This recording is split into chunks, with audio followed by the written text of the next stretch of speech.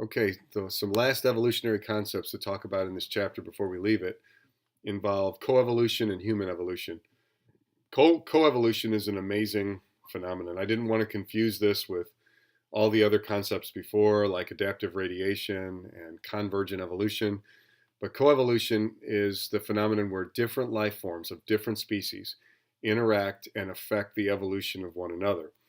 The bumblebee, for example, is feeding on the nectar from this flower, this plant called Joe pyeweed. These two species are intertwined. The Joe pyeweed needs the bumblebee to pollinate it so that it can produce seeds and a new generation. And the bumblebee needs the pollen from the Joe pyeweed so that it can produce its own offspring and produce another generation. If Joe pyeweed and other flowering plants go extinct, bumblebees probably will go extinct. And if bumblebees go extinct, the Joe pyeweed goes extinct. That is a dependency, but it's also an amazing interaction. There are ants on the African savanna that protect acacia trees, and these are the ants. They build a nest in the acacia tree and they run around on the acacia tree and they catch other insects and they eat them and they raise their young on the tree. If a giraffe comes over to the tree and starts to eat it, the ants will actually rush to the branch that is being eaten by the giraffe and crawl onto the giraffe's tongue, sting it to the point that the giraffe will move on and stop feeding on the acacia tree. That's a coevolution. That's a mutualistic interaction. Mutualism, which is the concept that two species are living together intimately and affecting each other, is a coevolutionary phenomenon. Without one of the two species, the other species may not survive. Um, Humans, we've co-evolved with bacteria that live in our digestive tracts, and what we found is if you don't have those bacteria in your digestive tract, it's really hard to be healthy. You have tremendous diarrhea, you can't absorb your nutrients properly from your food. So even we have coevolutionary relationships with other life forms that are kind of critical for our health. Hence the whole foods movement. It is people are now drinking unpasteurized milk because it's been discovered that bacteria in unpasteurized milk actually are beneficial for the human digestive tract. There are just millions of these mutualistic coevolution examples, and we'll talk about them throughout the course. There were two examples right here. The last topic to talk about here is human evolution. How did we get here? Well, humans are primates. We're mammals. We show up in the fossil record less than 65 million years ago, so we're very recent in the evolution of life on Earth. We think, well, first off, all primates have flat faces, forward-pointing eyes, a reduced snout, meaning we don't have like a dog nose. We have binocular vision. We have flexible fingers and toes, and we have a pretty big brain, a big cerebrum.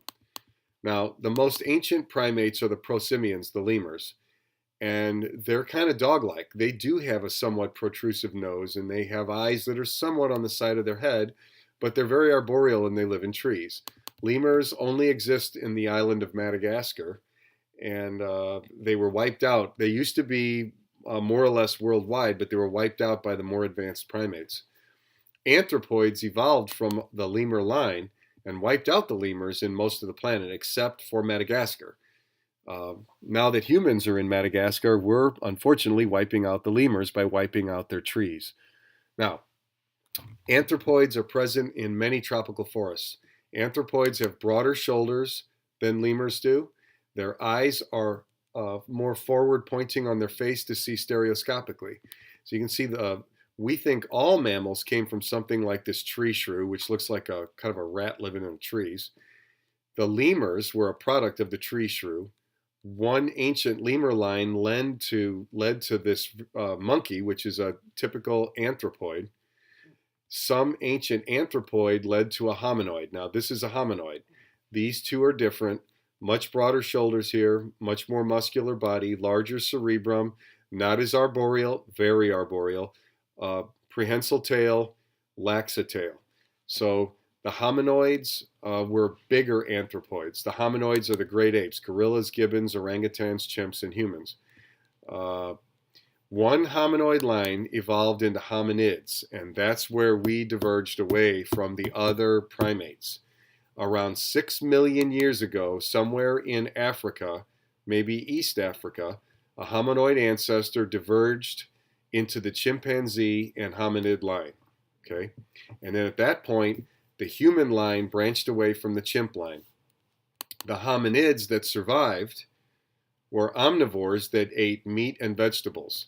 Now, there were some hominids that were more carnivorous or more vegetarian, but those did not survive. The omnivorous hominids, the ones that ate both, but that would eat anything, those were the surviving human ancestors. Well, how did we become different? We developed a more bipedal locomotion. In other words, we began to walk upright on 2 feet rather than run on 4 legs. We developed a more opposable thumb, which was excellent for grasping tools, but not so good for swinging in trees. Opposable thumbs get in the way when you're trying to swing rapidly from branch to branch because a branch can hit the thumb and bounce off. You lose your grip and you fall to your death on the ground. So monkeys don't have the thumb. Their hands are more like hooks, whereas the hominids, which led to us, had the strong thumb. And we also got a remarkable increase in brain size. Now you can see here now, what's the story here? Well, there are some other fossils, but Ardipithecus, is one of the earliest hominids we have diverging away from the chimpanzee line. After Ardipithecus, definitely Australopithecus is on the human evolutionary line.